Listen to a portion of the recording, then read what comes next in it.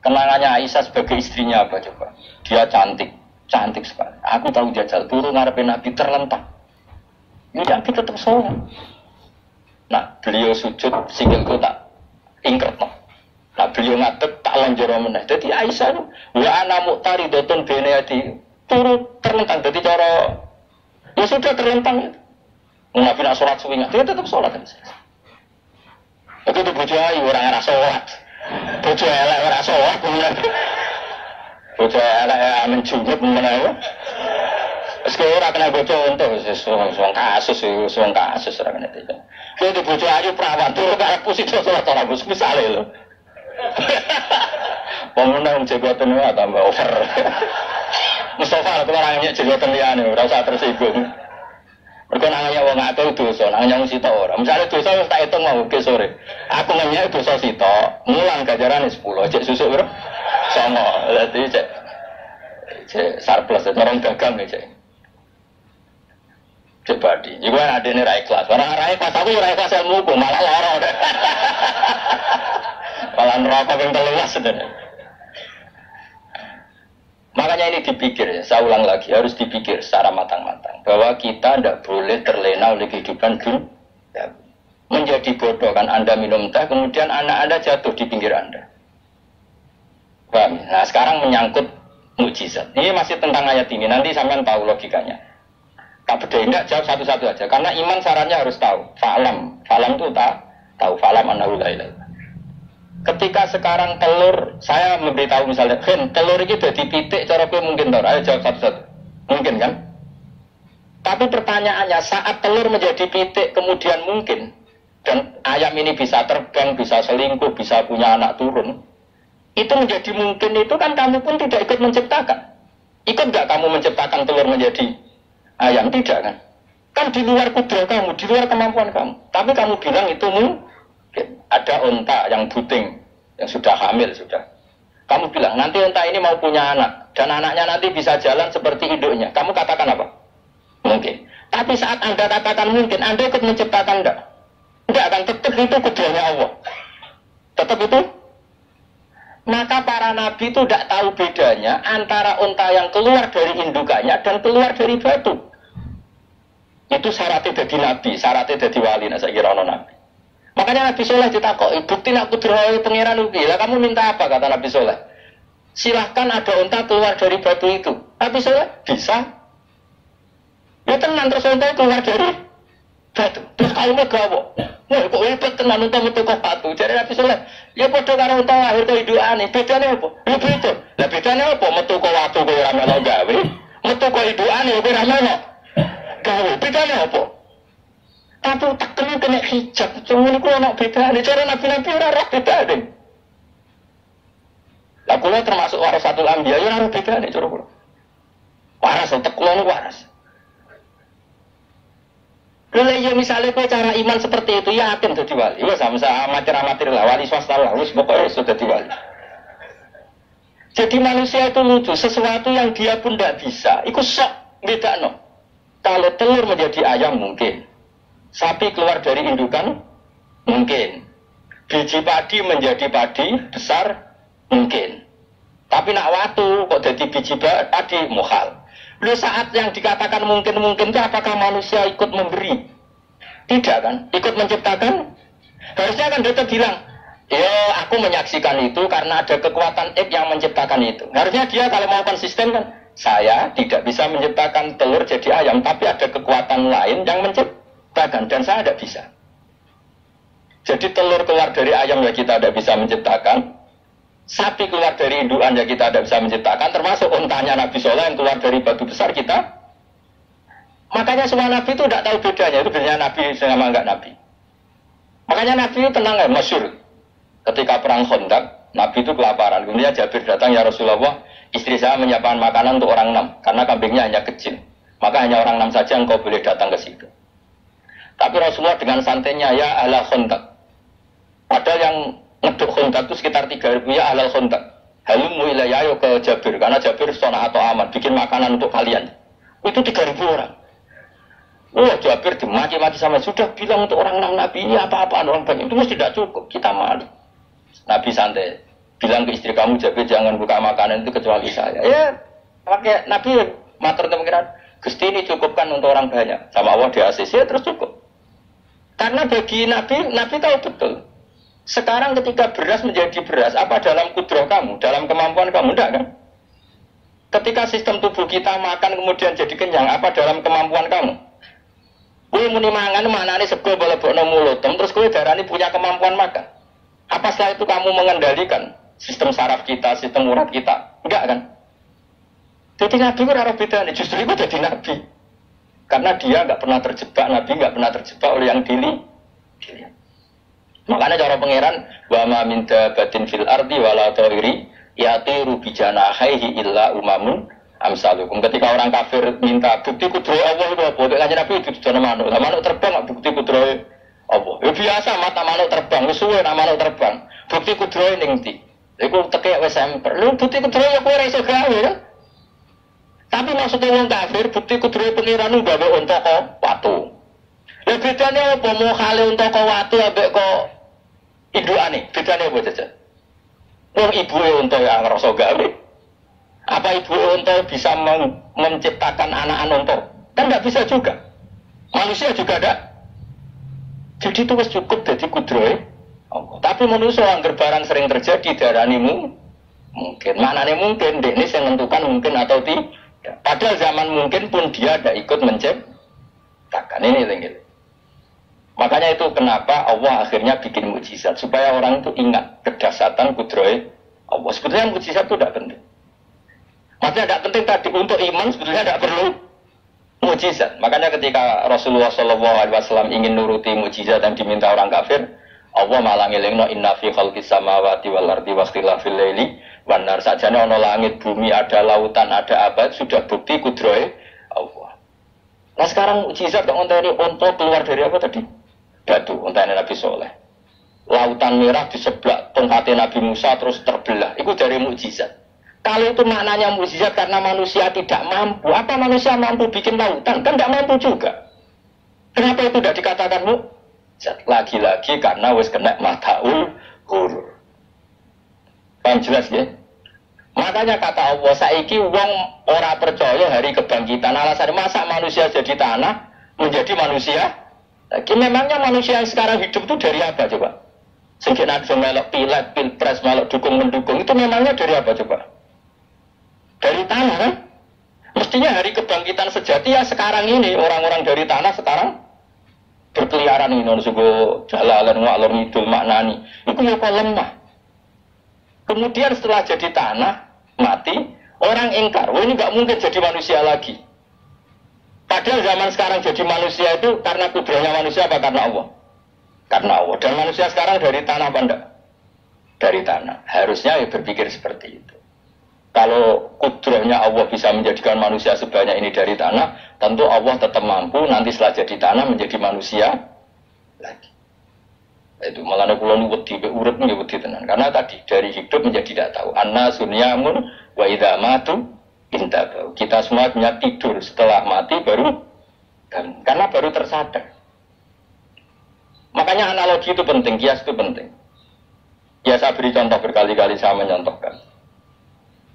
Sampai tak warai hujah ulama. Nanti pasti sampai taslim itu pasti nyerah. Kalau kamu disebut jeleknya oleh orang lain, kamu mangkel gak? Mangkel kan? Itu Imam Ghazali gini, kamu tak kasih resep supaya kalau ada orang mengingatkan kejelekan kamu itu tidak mangkel.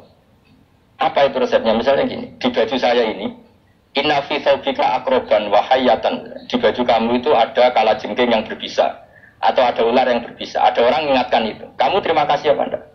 Terima kasih. Karena ada sesuatu yang bahaya di diri kamu, diingatkan. Dan karena diingatkan itu Anda terus bisa menghilangkan sesuatu yang bahaya tadi. Sekarang kamu punya sifat hasud, sifat dengki, sifat riya, sifat-sifat yang buruk. Itu sesuatu yang mencelakakan kamu di akhirat. Kemudian ada orang mengingatkan itu. Harusnya kan kamu matur nuwun. Karena sifat yang buruk kamu diingatkan. Kemudian kamu berusaha menghilangkan. Wong diingatkan ada kalajengking yang hanya madorot di badan kamu saja kamu terima kasih. Ini diingatkan ada hasud dengki yang madorotnya dunia akhir. Kamu tidak terima kasih. Jadi itu ulama dulu. Jadi kalau bikin hujah itu gampang sekali. Sehingga ulama dulu kalau berdebat kemudian diingatkan temannya, kalau dia salah misalnya, itu ya tenang saja. Karena mereka cukup punya akal, punya analogi untuk nganggap itu biasa. Kayak diingatkan, ada kalajengking di tubuh kamu. Kamu matur nuwun nggak sama ingatkan? Matur nuwun. Tadi saya ngaji sore, ngaji di sini cerita. Kila itu Imam Ahmad. Itu begitu mudah mereka iman sama Allah dan Rasul. Maka la yu'minu billahi wal yawmil akhir falyukrim apa? Jaro. Kalau kamu iman sama Allah dan Rasul, maka muliakan tetangga. Itu ada seorang ulama dipanggil tetangganya, ayo ke rumah saya. Setelah sampai, dah pulang saya tidak jadi butuh. Sampai di rumahnya dipanggil lagi. Ke situ lagi, dah pulang lagi saya sampai 3 kali. Itu si ulamanya senyum-senyum santai. Ketika pemuda tadi insaf dan minta maaf, kenapa Pak Ulama kamu kok tenang saja? Jawabannya enggak. Kata Rasulullah, saya disuruh hormat tetangga. Saya senang sekali bisa melakukan perintah Rasulullah. Jadi saya nurut kamu itu tidak ada urusannya dengan kamu, karena perintahnya Rasulullah. Nangis pemuda tadi. Kalau kita kan enggak, gengsi dong, gambar. Ini kan kita gayanya mulai sunnah Rasul, tapi betul jihadin. Nah kalau kamu sudah gitu, tak daftar jadi wali. Bok KPU-nya menyetujui bok kapan roh, tapi tak daftar. Saya ulang lagi, jadi kamu harus terbiasa dengan kias yang diajarkan Quran ya. Jadi ketika bibijian jadi pohon besar, itu pun kamu katakan mungkin. Padahal ketika kamu katakan mungkin, kamu pun tidak ikut menumbuhkan bebijian jadi pohon asam yang besar. Itu menunjukkan kudrohnya Allah. Artinya sebetulnya kamu hidup semuanya itu hanya menyaksikan kudrohnya Allah tanpa kamu memberi kontribusi. Kenapa kamu yang menentukan mukhal dan tidak mukhal? Harusnya mau taslim menyerahkan diri nak kabeh mau nyekseni kekuasaannya Allah. Lalu sing dimaksud Quran apa ya tanazzalul amru bainahunna lita'lamu annallaha ala kulli syai'in qadir wa annallaha qad ahata bi kulli syai'in ilma. Alam raya dibikin variasi kayak gini mau tujuannya Allah supaya kalian menyaksikan kemampuannya Allah. Warna jelas ya. Makanya ketika pangeran ketika bumi yang sudah mati tak hidupkan dengan hujan, begitulah kadzalikan nusyur. Ya kira-kira seperti itu proses sesuatu yang mati menjadi hidup lagi. Coba biji, misalnya biji apa? Biji kurma atau biji kacang atau biji apa? Kamu simpan di rumah bertahun-tahun, berpuluh-puluh tahun. Tentu ini berstatus biji yang mati. Terus kamu tanam di tanah, kamu kasih air, kemudian menjadi hidup. Menjadi hidup, rindang. Ya sudah, itu kan berarti Allah bisa menggerakkan dari sesuatu yang mati. Itu juga telur, sesuatu yang mati. Tapi kalau kamu bilang, tapi di dalamnya itu ada zat-zat yang hidup, itu pun tidak kamu yang menciptakan. Susah ya, apa sih ngakoni, nah itu kudroy Allah. Lah anak kowe ngakoni kowe gak mampu kemudian itu kudroy Allah, tentu kematian kita setelah mati pun dalam kudroynya bisa bangkit lagi. Makanya Allah menutup kadzalikan nusyur. Begitulah. Begitu juga menyangkut umur. Kalau kamu dijaya, harusnya kamu minta dong tidak mati terus. Nyatanya kamu mati. Makanya Allah pernah juga, falola in kuntum ghairu madinin tarji'una in kuntum shodiqin. Kalau kamu merasa dijaya sebagai manusia, coba ketika nyawa kamu di kerongkongan, kembalikan lagi ke tubuh kamu. Nyatanya tidak bisa. Ternyata kita hanya objek. Umur panjang ya karena dikasih Allah, umur pendek ya karena dikasih Allah. Dengan terlatih begini maka kita mudah sujud sama Allah Subhanahu wa ta'ala. Ini harus dilatih terus sebagai seorang mukmin. Jika kita hidup di negara apa saja, kondisi apa saja itu rileks. Karena semuanya itu karena kekuasaannya. Meskipun kita tentu bernegara yang baik. Ya kita ikut pilpres, ikut pileg, ya normal lah. Bertetangga yang baik, apa saja yang baik. Tapi semuanya itu kita menjaga konstitusinya Allah. Sampai betonggo, sana masjid benena. Bujo tiga imangan, bira kecewa be kue, nara kecewa, kok gelem sujud bareng. Anak kita rawat supaya mereka jadi generasi penerus sujud, penerus rukuk. Terus begitu jadi orientasi. Nah, itu kalau sudah seperti itu namanya al-ulama warasatul anbiya. Emangnya Nabi mewarisi kita apa coba? Cara kita sujud, cara kita rukuk. Coba Quran kalau dikan warka'u ma'ar rogiin. Balillah fa'bud wakum minasakin. Tapi tahu-tahu ada generasi muslim yang cacanya itu mapan. Karena kalau saya Islam, PKI ya kepengen mapan, komunis ya kepengen mapan. Lonte nganti jadi lonte ya kepengen mapan. Copet nganti jadi copet ya kepengen mapan. Bajingan nganti jadi bajingan ya kepengen mapan. Karena kepengen mapan ora kudu wong saleh, fasik pun kepengen. Mapan bedane opo nggo jalalan cita-citane mau kepengen mapan. Bukan cita-cita sing gak perlu wong nggo jalalan, wong fasik kok. Mana cari Imam Ghazali nak gejol-gejolkan, kamu jangan bangga nikmat yang yastariku ma'akal baha. Itu satu nikmat si kewan kudu. Misalnya kue seneng mangan akeh, fal jamus aksaru aklan. Jamus itu angane luwe akeh. Terus nak kue seneng kumpul kebo, kumpul wong itu akeh, fal kirdu aksaru wikoan. Ketek itu kuate jimak luwe kuat, pitik luwe kuat. Imam Ghazali gojok satu kenikmatan sing mustarak benal ukola wa benal wiril ukola. Tapi nak nikmati sujud ora iso ketek sujud suwi-suwi ora iso. Spesial napa? Spesial. Kalau suwun, makanya Imam Sinten Sayyidina Umar tadi sampai seperti itu. Ketika dia ditusuk sama seseorang, dia tanya pertama, yang nusuk saya siapa? Orang Majusi ya Amirul Mukminin. Alhamdulillah alladzi ja'ala maniyati biyadi rajulin lam yasjud laka sajdah. Yuhajuni biya yaumal qiyamah. Jadi itu penting. Artinya satu sujud pun sudah menjadikan kita berhak masuk neraka. Ya tentu yang ikhlas. Nah ukurannya ikhlas itu gimana? Ya pokoknya sujud. Ada kepengen buswarga ya rapati ikhlas. Kepengen jadi wali ya ikhlas. Terus piye ora ono carane? Ikhlas ora usah cara. Mau ikhlas maknane murni, nah ono carane malah ora. Nah, dadi ora sudah daftar wali, kan aku kepengen sujud jadi wali ya ora ikhlas. Bagaimana nak? Jadi wali terkenal terus sing sowan akeh salam tempel akeh tambah ra ikhlas. Lan cara kecilane bapak kula ya. Bapak kula nanti kula tangkut. Ada orang tertentu kok terkenal wali, terkenal sekali orangnya. Tak tanya bapak, jenengan mboten kepengin jadi wali seperti itu. Jadi bapak lucu. Jadi ini wali kepengin ya disayang pangeran, tapi jadi koyo kurang kepengin. Apa sakit? Lah jadi kula dadi salam tempel. Engko nang ngapain mau ikut tak. Saking ikhlasnya bapak saya. Sekarang seseorang jadi terkenal, kadang kan terus dikonversi orang sowan ngasih. Jadi bapak, lah nek dadi itu jangan tok ora kepengin. Cina duwe akeh. Tapi nak jadi wali mergo disayang pangeran aku kepengin. Tapi nak terusane mulya niku gak kepengin kata. Maksudnya gak kepengin gak boleh jadi orientasi. Aku yang manusia juga kadang kepengin wah jadi kiai top. Maksudnya metu ke mobil tipe apa, wong disuwali, sono sing tiba-tibaan seru no. Tapi salah kerennya opo dicucuk fausi. Cucuk aduh stop. Serah keren hisabe akeh. Maksudnya kalau dulu saya tetap senang ada kiai terhormat itu sangat senang. Cuma jangan semua ulama seperti itu. Nanti ono wong kepengin dadi ulama saja karena nilai-nilai dulu. Ya, wong enak dadi kiai. Saya itu yang enggak suka itu. Maksudnya enggak suka kalau ada orang seperti itu. Makanya maksudnya generasi yang melihatnya seperti itu. Tapi kira usah gede. Misalnya ulama kalau keluar kabeh terus gak keren, akhirnya ono wong kepengin dadi ulama. Mereka jadi ulama itu makancane rugen, Gus Bak itu makancane rugen. Entah apa. Itu terus serana generasi ulama itu salahnya pangeran. Nanti sing mulya ge monggo, sing bar kula ge monggo. Biasa mawon lho tentunya.